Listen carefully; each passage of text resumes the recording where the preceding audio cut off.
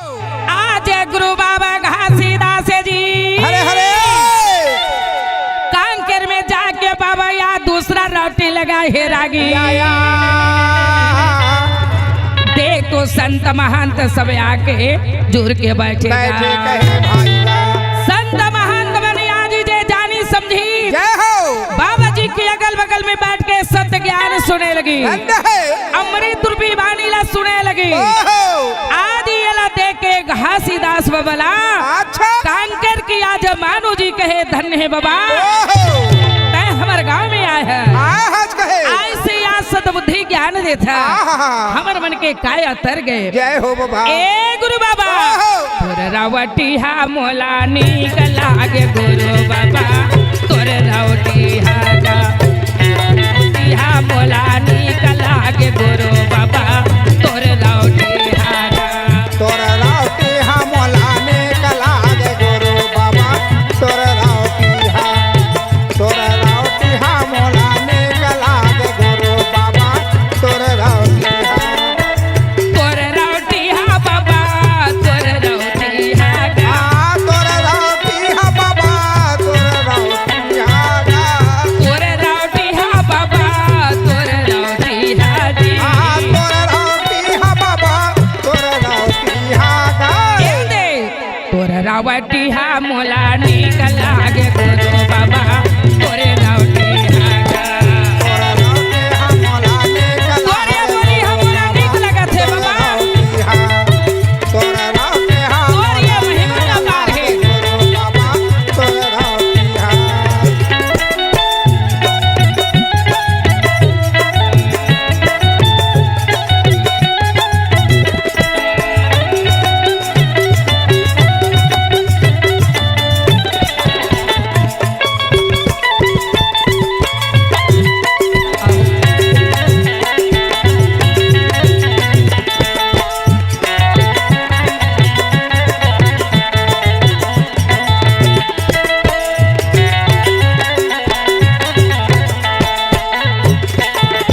पाए खड़ा हुए गल में कंठी है पाए खड़ा हूँ बाबा गल में कंठी है पाम खड़ा हुआ बाबा गले मां कंठी माथ में चंदन है खांध जने वाहे माथे में चंदन बाबा खाना जनेवा है माथ में चंदन बाबा खांध जने वाहे माथे में चंदन बाबा खाना जनेवा है ए गुरु बाबा ओहो पाँव में खड़ा है अच्छा गला में कंठी है कंठी है माथा में चंदन है खांध में जने जने है बाबा हे सतनाम ओहो तोर महिमा या गम पार पार है है गुरुदेव हे गुरु हाँ। तोर रावटी हा मोहला निकला के गुरु बाबा तोर रावटी हा मोहला निकला के बाबा तोर रावटी तोर रावटी हा मोला निकला गे गुरु बाबा तोर रावटी हा मोला निकला गे गुरु बाबा तोर रावटी हा मोला निकला गे गुरु बाबा तोर रावटी हा मोला निकला गे गुरु बाबा तोर रावटी मानो जीवन के आदि धन्य भाग हो गए हरे हरे आज वो कर महिमा शक्ति ला जाने लगी कांकेर के राजा याद देखे लगी देखे लगी से आएगा कांकेर की राजा देखी ओहो आज बाबा जी के शक्ति भक्ति ला भक्ति ला कहे ओकर आत्मा में आहा ए सत्य के बारे विश्वास नहीं नहीं हुई होइस भैया न वो सत्य ला जानी ना जानी आज ही अभिमानी राजा ये जी कहे भाई ना देख तो आज ही अपन गांव बसे के ऊपर जला बुला ली बुला के कहे भाई ना ऊपर जला बुला के आज वहाँ राजा बुले लगी ए ओहो ए मना कि एकर बानी ला सुना थे जय हो एकर कतका शक्ति है अच्छा कतका भक्ति है ओहो एकर हम याद परीक्षा लेबू हाँ भाई ना आज ही वो गाँव में सियान है कथे सियान की उम्र परला ओहो आज समय की वहाँ पर मैं 80 साल बताते बतावत है। काबर 80 साल की उम्र की जो सियान माता है जय हो जेल आए राजा अपन याद दरबार में बुला ली बोलालिस भाई का और दरबार में बुला के बाबा जी के आज महिमा देखे परीक्षा लेवते है भाई का बाबा जी के महिमा देखेला देखे बात 80 साल के सियान मातल कहे "ए मैया ओहो आज वो कर कतका शक्ति भक्ति देकर हमला महिमा देख महिमा देखना है, परीक्षा लेना है। छोटे यसनिया जी टुकनी लावे जी लावे कहे मैया और छोटे यसन टुकनी ला कहे मैया ये ला तोर साड़ी के अंदर तय पेट आचर में मछी पाले कहे भाई का आज साड़ी के अंदर ये ला पेट में छिपा के रख ले ऊपर में रख ले आज ही राजा के कहने ला माने पड़ी हाँ भाई का आज इस समय परजल बहुत डर रहे थे रागी अच्छा मैया सियान माता लया छोटे यसन टुकनी ला दे वाह दी वाह वाह वाह वाह वाह टुकनी ला माता जी अपने पेट में रखी ठंडा है और ये राजा योगा बसी केला लेके ओहो बाबा गुरु घासीदास बैठे सत में ध्यान करा वाह वाह भाई का वही जगह में सियान माता ला ले गए लेके चले गए हो बोले लगी चे संत जी कहो तय आज यहाँ आकी रोटी लगाए है लगा है ए समाज ला जोड़े है ओहो एक बात तो लाई हमें पूछा था बता ल पढ़ी कहे जौन हम ये शब्द पूछा था तेला तोला बताए बर लगी वाह वाह वाह वाह तबे तो यहाँ तोर शक्ति भक्ति में हम हम बन जाबो विश्वास करबो कहे भाई तब हम विश्वास करबो जय हो और आज तोर चरण में हम रहीबो अच्छा बाबा गुरु घासीदास कहे वाह बेटा ओहो आज तय मोर परीक्षा ले बर आए है आए हज कहे भाई का पूछ बेटा का बातें तेला पूछगा बता कहे भाई हो तल एक के सियान मातल बाबा जी के सामने बता खड़ा दे। कर दिसे भाई का ए माता जी खड़े हैं अरे एक यादी गर्भ में अच्छा बेटा है का बेटी ओह बता ल पढ़ी कहे एला तोला बताए लगी जय हो बाबा गुरु घासीदास कहे हुआ बेटा या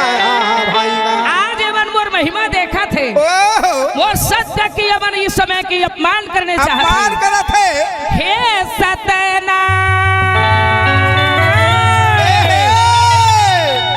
तय मोला ये पावन लागी हंसला तारे पर भेजे हज बाबा भेजे हज कहे भाई का कैसन कैसन ये हंसा मन आवत है आवत है तेला देख ले आज कहे बेटा चिंता मत करबे जय हो प्रातः काल ये रात बीती ओहो और यह सुबह 8 बजे अच्छा एक गर्भ से बेटा जन्म ली जा बेटा जा आशीर्वाद देवे भाई का आज एक गर्भ से बेटा जन्म ले है कहे भाई का ए रात बीती ओहो सुबह होते आज इस समय की 8 बजे एक गर्भ ला बेटा ली जय हो राजा कहे यहू बात ला हम जान ले था जान लेथन देख लेथन आज ही बाबा जी इस समय की धुनी रमा के बैठे बैठे है ज्ञान माता ही अपन घर चले चले गए गए भाई का सतनाम न सुबर के ओहो बाबा गुरु घासीदास कहे लगी या भाई का ए भैया सुना ले आगा माया के सुवा बना वना लागे भाई ए लागी। आगा माया के सुवा बना वना लागे भाई की आगा सुवा लाया मजिता दे वैगा ए भैया ये सोनारा राज बनावेगा ये भाई आगा जा जाना सुवा तय हाथ का लागे भाई की सियान माता के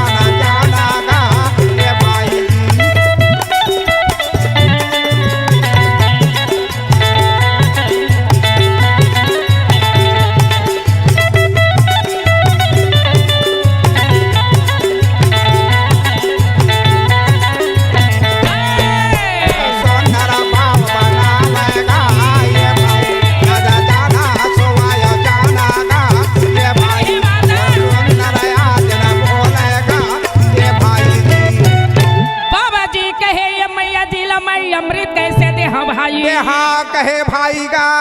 आज ये समय की वहाँ पर में माया सत्य के सुआ बनावे सुवाला कहे जाओ जा ज्ञान माता की अंगना में आज भी के पेड़ है अति सुंदर फल लगे है वही आज फल में तय अमृत या डाल देवे कहे बाबा और वही आज फल वो माता जी पावन कर ली कहे भाई रागी अमृत लेके आके आज इस समय वो फल में अमृत डाले अच्छा आज समय की माता जी जब देखे तो अति सुंदर ये फल लगे है रागी नारी बन जब गर्भवती आज रही थे ना कई प्रकार की आज वाला लालच लग जाते लगते खट्टा बार मीठा बार वही प्रकार माता जब ये देखी वो फल आज मैया जी टोरे लगी भाई जी और ये फल जब खा के शुरू करी चिरागी मैया ओत के समय बाबा जी सत्य के प्रकाश देवे भाई का जब ये आज फल खा के शुरू करी बाबा जी सत्य के प्रकाश माता आज इस समय के 4 पहर रात बीत गए मैया 4 पहर रात बीती आज सुबह की टाइम हो गया अच्छा सुबह की टाइम होता आज गमन में माता सोचा थे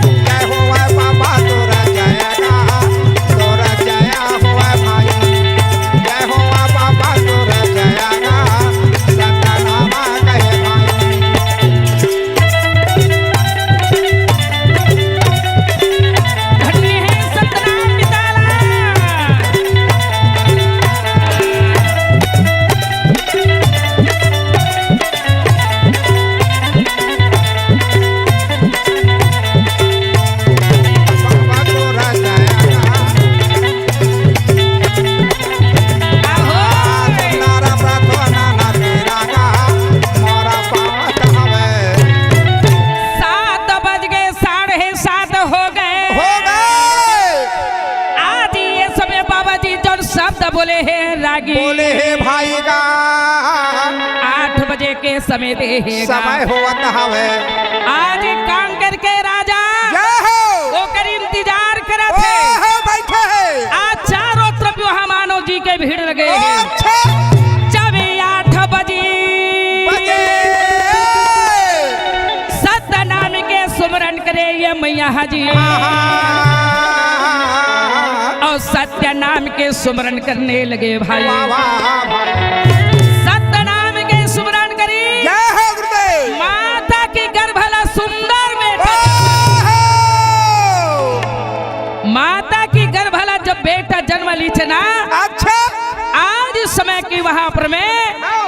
जब का लोग देखे लगी भाई बोली बाबा गुरु घासीदास की जय जब ये बेटा जन्म ली थे ना तो आज इस समय की सत्य के डंका बाजे जे राजा है आज अभिमानी राजा जब ये बेटा ला याद देखे लगी चिरागी भाई का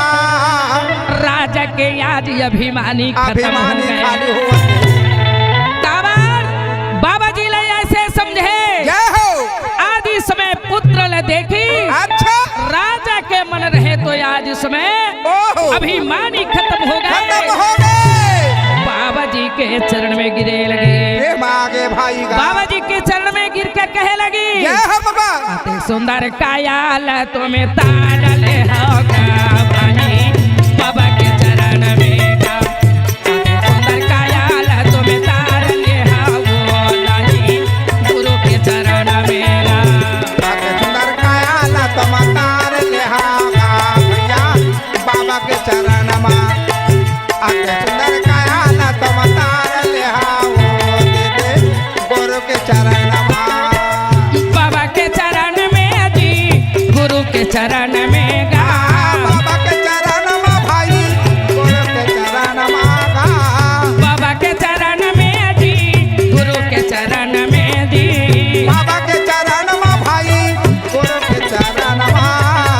आवा भैया आवा। आइए। बाबा जी के प्रति अभिमानी राजा ले आज समय ओहो। अब बाबा जी के प्रति आज विश्वास हो गया। विश्वास होने लगे। अति सुंदर कायाला तुम्हें तारल होगा भाई गुरु के चरण में गा।